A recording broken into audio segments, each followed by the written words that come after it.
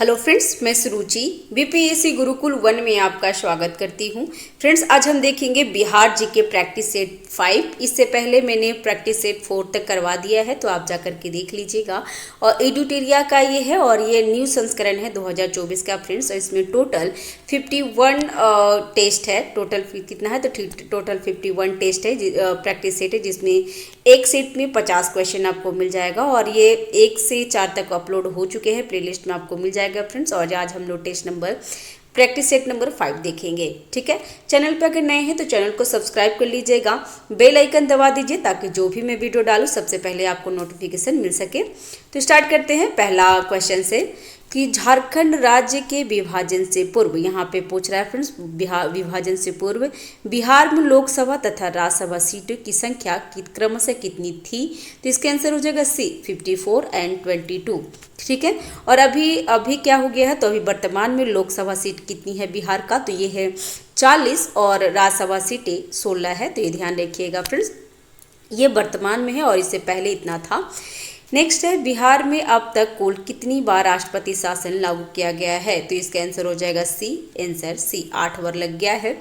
Next है, निम्नलिखित में से कौन राज्यपाल को उसके पद से बर्खास्त कर सकता है? तो इसका आंसर हो जाएगा ए, राष्ट्रपति द्वारा। और राज्यपाल क्या होते हैं फ्रेंड्स? तो राष्ट्रपति के प्रसाद पर्यंत पे का पद धारण करते हैं, तो ये ध्यान रखिएगा। और इसका आंसर हो जाएगा ए।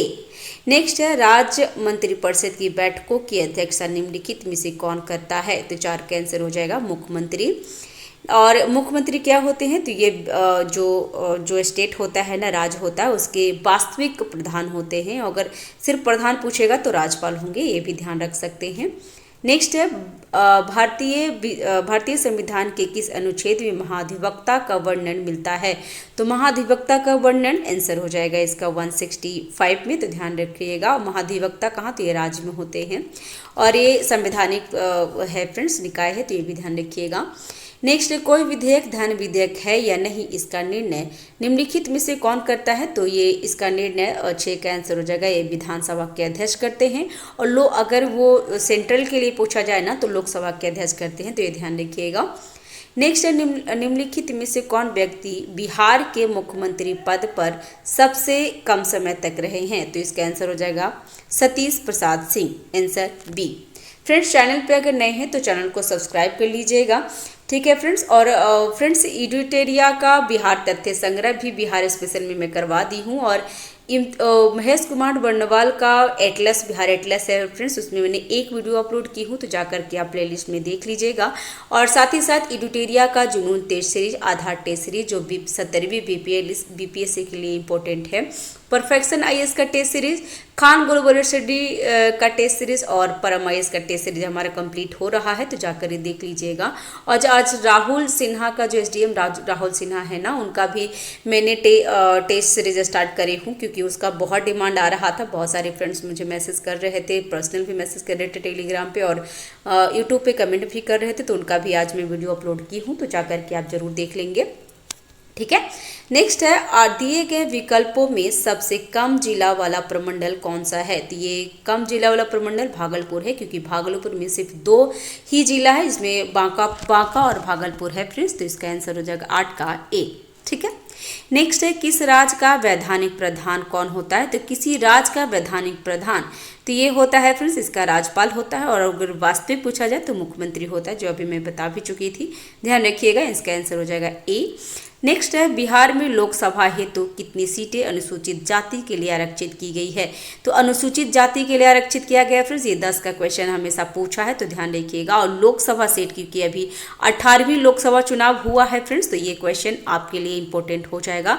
तो इसका आंसर हो जाएगा 6। ठीक है, इसका आंसर हो जाएगा सी, 10 का सी। ठीक है, और नेक्स्ट है, उर्दू भाषा को दूसरी राजभाषा के रूप में मान्यता देने वाले भारत का पहला राज्य कौन सा है? तो 11 का आंसर हो जाएगा बिहार। नेक्स्ट है जिला जिला परिषद अध्यक्ष अपना त्याग पत्र किसे देते हैं, तो 12 का आंसर हो जाएगा जिला दंडाधिकारी को। नेक्स्ट है बिहार का कौन सा जिला नेपाल तथा पश्चिम चंपारण और पश्चिम बंगाल, माफ कीजिएगा, नेपाल तथा पश्चिम बंगाल दोनों से सीमा साझा करता है, तो ये किशनगंज हो जाएगा फ्रेंड्स, ध्यान रखिएगा। ए 13 का आंसर हो जाएगा ए। और किशनगंज क्या होता है, तो किशनगंज में सर्वाधिक बारिश होता है फ्रेंड्स, तो ये भी ध्यान रखेंगे। नेक्स्ट है किस भारतीय राज्य के साथ नेपाल सबसे लंबी सीमा साझा करती है, तो 14 का आंसर हो जाएगा बी, बिहार के साथ, ध्यान रखिएगा। नेक्स्ट है निम्नलिखित में से कौन बिहार का सर्वोच्च पर्वत चोटी है, तो बिहार का सर्वोच्च पर्वत चोटी सोमेश्वर की श्रेणी है फ्रेंड्स, ध्यान रखिएगा। नेक्स्ट है बिहार में सबसे अधिक वर्षा किस जिले में होती है, तो सबसे अधिक वर्षा अभी हमने जस्ट बताया था फ्रेंड्स, सबसे अधिक वर्षा किशनगंज में होता है, तो ये ध्यान रखिएगा। नेक्स्ट है बिहार में आपदा प्रबंधन हेतु सेंदई फ्रेमवर्क को कब लागू किया गया था, तो पहले ये ध्यान रखिएगा कि सेंदई फ्रेमवर्क क्या है, तो ये आपदा प्रबंधन हेतु है फ्रेंड्स, और ये कब लागू किया गया था, तो 17 का आंसर हो जाएगा बी, 2015 को। नेक्स्ट है बिहार का कौन सा जिला जूट उत्पादन में अग्रणी है, तो जूट उत्पादन में बोल रहा है फ्रेंड्स, तो इसका आंसर हो जाएगा 18 का पूर्णिया, आंसर हो जाएगा सी। नेक्स्ट है गंगा के दक्षिणी भाग के मैदान में कौन सी मिट्टी प्रमुख रूप में पाई जाती है, तो यहाँ पे दक्षिणी भाग में बोल रहा है फ्रेंड्स, तो 19 का आंसर हो जाएगा ए, कैवाल मिट्टी।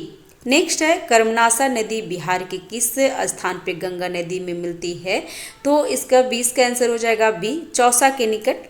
और कर्मनाशा नदी को अपवित्र नदी भी कहा जाता है, और कहा जाता है कि आप जितने भी पुण्य किए हैं अगर उसमें आप नहा लेते हैं तो आपका पूरा पुण्य नष्ट हो जाएगा।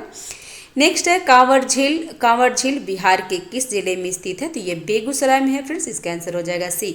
और 67 का बीपीएससी जो हुआ था ना री एग्जाम, तो उसमें ये क्वेश्चन पूछा था कि कांवर झील कहाँ है, तो ये बेगूसराय में। और आपको बता दूं फ्रेंड्स कि एशिया में सबसे बड़ा गोखुर झील है, तो ये भी ध्यान रखिएगा, ठीक है। नेक्स्ट है निम्नलिखित में से, और एक और बात रखिएगा कांवर झील के बारे में फ्रेंड्स कि ये रामसर साइट में ये शामिल है, और इसका स्थान कितना, तो 39वां है, तो ये भी ध्यान रखिएगा। नेक्स्ट है निम्नलिखित में से कौन सा जलकुंड मुंगेर में स्थित है, तो मुंगेर में जलकुंड हो गया, सीता कुंड तो है ही, रामेश्वर कुंड और ऋषि कुंड, ये तीनों है फ्रेंड्स, इसका आंसर हो जाएगा डी, 22 का हो जाएगा डी आंसर।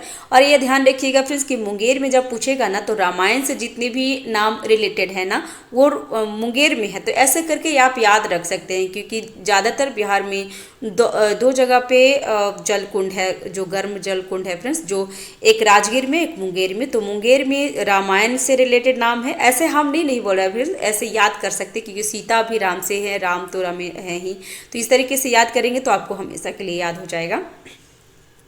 नेक्स्ट है राजपुर नहर परियोजना किस नदी पे स्थित है, तो 23 का आंसर हो जाएगा, 23 का आंसर है ए, कोसी नदी पे, ध्यान रखेंगे फ्रेंड्स। नेक्स्ट है 2011 की जनगणना के अनुसार जनसंख्या की दृष्टि से बिहार का सबसे छोटा जिला कौन है, तो जनसंख्या की दृष्टि से सबसे छोटा जिला है शेखपुरा, तो ये ध्यान रखिएगा। नेक्स्ट है बिहार के किस जिले का महिला साक्षरता दर सबसे न्यूनतम है, तो महिला साक्षरता दर तो बोल रहा है फ्रेंड्स, तो ये इसका आंसर हो जाएगा 25 का सी, सहरसा में। और अगर पुरुष में पूछा जाए तो पूर्णिया में है फ्रेंड्स, ध्यान रखेंगे। और रोहतास में सबसे ज़्यादा साक्षरता दर है, तो ये भी ध्यान रखिएगा। कर्नाट वंश के अंतिम शासक कौन है, तो कर्नाट वंश के अंतिम शासक हरि सिंह देव हैं फ्रेंड्स, तो इसका आंसर हो जाएगा 26 का ए। नेक्स्ट है निम्न में से किस पाल शासक की राजधानी मुंगेर बिहार में था, तो इसका 27 का आंसर 27 का आंसर हो जाएगा देवपाल का। नेक्स्ट है दरभंगा में एक दुर्ग एवं जामा मस्जिद का निर्माण करवाने वाला सुल्तान था, ये 28 का आंसर हो जाएगा मोहम्मद बिन तुगलक, जिसे एमबीटी कहा जाता है, तो ध्यान रखिएगा। नेक्स्ट है शेरशाह ने मुगलों के विरुद्ध संघर्ष में किससे सहायता प्राप्त की थी, तो 29 का आंसर हो जाएगा, 29 का आंसर हो जाएगा चेरो शासकों से, तो ये ध्यान रखिएगा, आंसर हो जाएगा सी। नेक्स्ट सिकंदर लोधी ने हुसैन शाह सर्की को पराजित कर किसे बिहार का प्रभावी नियुक्त किया था? तो सिकंदर लोधी के बारे में पूछ रहा है फ्रेंड्स। और सिकंदर लोधी जो लोधी वंश के सबसे मतलब ताकतवर थे और इन्होंने आगरा नगर को बसाया था। तो ये सब ध्यान रखिएगा शॉर्ट में। तो इसका आंसर हो जाएगा ए, दरिया खान नूहानी को। तो ध्यान रखिएगा।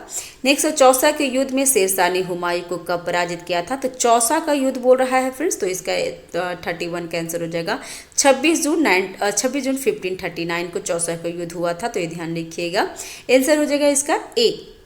नेक्स्ट है, शेरशाह का प्रशासनिक प्रयोगशाला था। ये क्वेश्चन आपको पीवाईक्यू में मिल जाएगा। तो शेरशाह का प्रशासनिक कहाँ था फ्रेंड्स? तो शेरशाह का प्रशासनिक प्रयोगशाला 32 का आंसर हो जाएगा सासाराम। और सासाराम में ही उनका क्या है? तो उनका एक मकबरा है। तो ध्यान रखिएगा, मकबरे के बारे में भी पूछता है।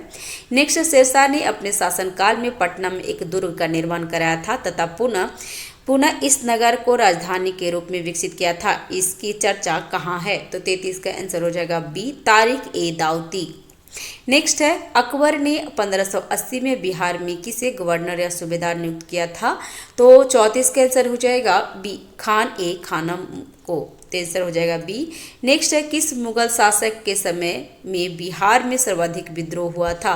तो किस मुगल शासक के समय में हुआ था फ्रेंड्स? इसका आंसर हो जाएगा ए, अकबर के टाइम में हुआ था फ्रेंड्स। क्योंकि हुमायूं ने तो कुछ काम किए नहीं थे, तो अकबर को सारा कुछ करना पड़ा था। उसी टाइम बिहार में बहुत ज़्यादा विद्रोह हुआ था। तो ये ध्यान रखिएगा। नेक्स्ट है, और बिहार में जो विद्रोह हुआ था ना, तो ये भी क्वेश्चन पूछता है कि अकबर ने सूबा प्रदान कब किया था बिहार को? तो ये 1580 में किया था। ध्यान रखिएगा। नेक्स्ट है, सिख धर्म के प्रवर्तक गुरु नानक देव ने निम्न में से बिहार के किस क्षेत्र पर भ्रमण किया था? तो प्रवर्तक गुरु नानक देव, क्योंकि सिख धर्म का जो स्टार्ट किए थे गुरु नानक देव ही किए थे। तो इसका 36 का आंसर क्या हो जाएगा फ्रेंड्स? तो 36 का आंसर हो जाएगा डी। ठीक है, जिसमें उपयुक्त में से एक से अधिक, जिसमें मुंगेर भी गए थे, भागलपुर भी गए थे और राजगीर भी गए थे। तो इसका आंसर हो जाएगा डी। ठीक है। नेक्स्ट, मुगल शासक फर्रुखसियर ने अंग्रेजों को बिहार बंगाल में व्यापार करने के लिए किस वर्ष स्वतंत्रता प्रदान की थी? तो 37 का आंसर हो जाएगा 1717 में। ठीक है। नेक्स्ट है, और फर्रुखसियर जो पहले मुगल शासक थे जो जिनका बिहार में राज तिलक का राजाभिषेक हुआ था। तो ये भी ध्यान रखिएगा फ्रेंड्स, क्वेश्चन पूछा है। और नेक्स्ट है, किस मुगल शासक के शासनकाल में अंग्रेजों ने पटना में अपनी फैक्ट्री स्थापित की थी? तो अंग्रेजों ने अपने पटना में स्थापित किसके साल में किया था? तो इसको शाहजहां के शासनकाल में। नेक्स्ट है, अंग्रेजों की पटना फैक्ट्री का प्रधान जाब चारनाक कब बनाए गए थे? तो ये भी जो इम्तियाज अहमद का मैंने बुक करवाया है फ्रेंड्स MCQ बेस पे, तो वो जा करके देख लीजिएगा, उसमें भी ऐसा क्वेश्चन पूछा हुआ है। ठीक है। और BPSC के लिए जो बिहार स्पेशल में एडिटोरियल तथ्य संग्रह भी मैंने करवा दिया है, तो प्लेलिस्ट में आपको भी पूरा वीडियो मिल जाएगा, तो जाकर के देख लेंगे। और बिहार स्पेशल में घटना चक्र भी करवा रही हूँ, तो जरूर जाके देख लेंगे फ्रेंड्स। तो 39 का आंसर हो जाएगा बी, 1664 में। 1664 में क्या किया था? तो अंग्रेजों की पटना फैक्ट्री का प्रधान जाब चारनाक को बनाया गया था। नेक्स्ट है, बिहार आने वाला पहला अंग्रेजी यात्री था। कौन था बिहार आने वाला पहला अंग्रेजी यात्री? तो इसका आंसर हो जाएगा ए, रॉल्फ फिंच थे। ध्यान रखिएगा। नेक्स्ट है, बिहार में होम रूल लीग की स्थापना कब किया गया था? तो होम रूल लीग की स्थापना बिहार में कब किया गया था? तो फिर तो 41 का आंसर हो जाएगा बी, 16 दिसंबर 1916 को, और महजरूल हक के द्वारा किया गया था। तो ये भी ध्यान रखिएगा। नेक्स्ट है, भारतीय राष्ट्रीय कांग्रेस का 27वां अधिवेशन कहाँ हुआ था? तो 27वां अधिवेशन पटना में हुआ था, बांकीपुर पटना में फ्रेंड्स। तो ध्यान रखिएगा। और ये 1912 में हुआ था, और इस जो अध्यक्षता की थी, तो अध्यक्षता किए थे मधोलकर जी ने। तो ध्यान रखिएगा। और एक और हुआ था बिहार में, 2 अधिवेशन हुआ था फ्रेंड्स। एक हुआ था 1912 में, एक हुआ था 1922 में, जो गया में हुआ था। और वहाँ पे CR दास उसके अध्यक्ष थे। तो ये भी ध्यान रखिएगा। नेक्स्ट है, मुजफ्फरपुर बम कांड 1908 में किसे फांसी की सजा दे दी गई थी? तो फांसी की सजा, ये क्वेश्चन आपको BPSC ट्रे में भी पूछा है, और ये प्रीवियस ईयर क्वेश्चन में आपको मिल जाएगा। तो मुजफ्फरपुर बम कांड में 1908 में किसे फांसी की सजा दी गई थी? तो ये खुदीराम बोस को दिया गया था फ्रेंड्स, ध्यान रखिएगा। और प्रफुल्ल चाकी और खुदीराम बोस दोनों मिलके ही ये किए थे, लेकिन प्रफुल्ल चाकी क्या किए थे? तो प्रफुल्ल चाकी अंग्रेज से पकड़ाने के चक्कर में उन्होंने क्या किया था? तो खुदकुशी कर ली थी। तो ये ध्यान रखिएगा। तो 43 का आंसर क्या होगा? तो 43 का आंसर हो जाएगा बी, खुदीराम बोस को फांसी दे दी गई थी। नेक्स्ट है, चंपारण में कृषि की स्थिति के जांच के लिए नियुक्त जांच समिति के अध्यक्ष कौन थे? तो कृषि के लिए चंपारण में हुआ तो सलाई, ऐसे याद किया था, तो सलाई है, FG सलाई थे, तो इसका आंसर हो जाएगा 44 का C। ठीक है, नेक्स्ट है, और ऐसे याद रखिएगा कि जो कृषि जो हुआ था ना चंपारण में, नील का विद्रोह हुआ था, तो इसमें सलाई ना सलाई बार करके उसको समाप्त कर दिया गया था। तो इस तरीके से आप याद करेंगे ना तो हमेशा याद रहेगा। नेक्स्ट है, और इसमें क्या, तो गांधी जी भी अध्यक्ष, मतलब गांधी जी भी उसमें सदस्य थे। नेक्स्ट है, बिहार आने वाले निम्नलिखित चर्चित विदेशी यात्रियों में सबसे पहला यात्री कौन था? तो सबसे पहला यात्री 45 का आंसर हो जाएगा मेगास्थनीज। और मेगास्थनीज किसके टाइम में आए थे फिर? तो चंद्रगुप्त मौर्य के टाइम में आए थे।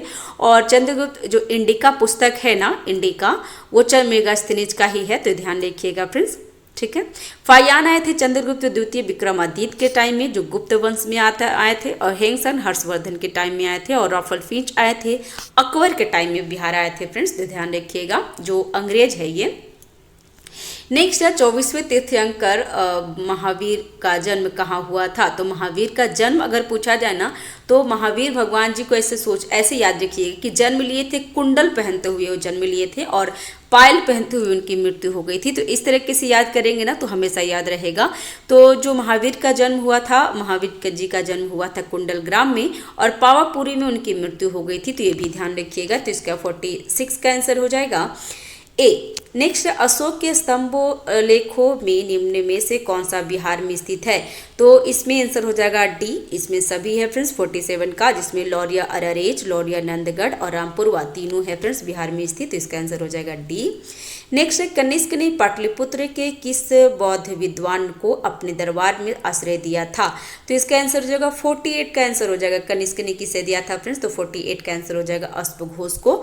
और ध्यान रखिएगा फ्रेंड्स, अश्वघोष इसका आंसर हो जाएगा बी। और कनिष्क के टाइम में क्या हुआ था? तो बौद्ध संगति, जो चतुर्थ बौद्ध संगति हुई थी ना, वो कुंडलबन कश्मीर में हुआ था, जो एकमात्र ऐसा बौद्ध संगति था जो बिहार से बाहर हुआ था। तो ये भी ध्यान रखिएगा। और उसी में कनिष्क के बौद्ध संगति में ही हीनयान और महायान में डिवाइड हो गया था फ्रेंड्स, और ध्यान रखिएगा।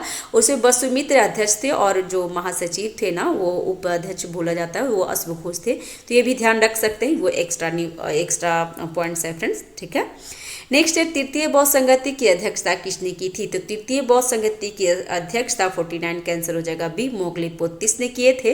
और तृतीय बौद्ध संगति कब हुआ था? तो 251 BC में हुआ था, कहीं कहीं पे 52 या कहीं कहीं पे 50 BC होगा।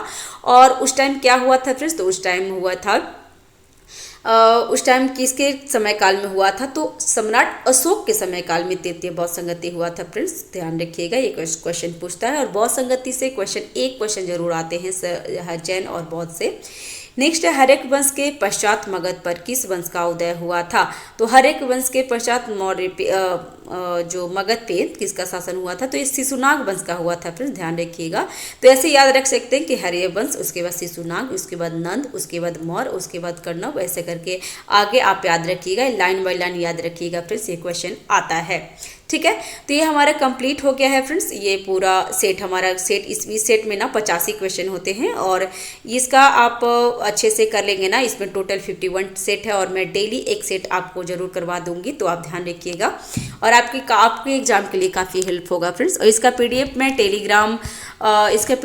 टेलीग्राम पे सेंड कर दूंगी। और अभी कुछ सुनने में आया है कि टेलीग्राम चैनल बंद हो जाएगा, तो मैंने व्हाट्सअप पे बना दी हूँ, मैं एक चैनल बना दी हूँ व्हाट्सअप पे फ्रेंड्स, तो वो जा करके आप उसमें मुझे फॉलो कर सकते हैं, वहाँ पे मैं वीडियो प्रोवाइड करवा दूंगी। ठीक है, तो thanks for watching, have a nice day, keep watching, keep learning, thank you, bye bye.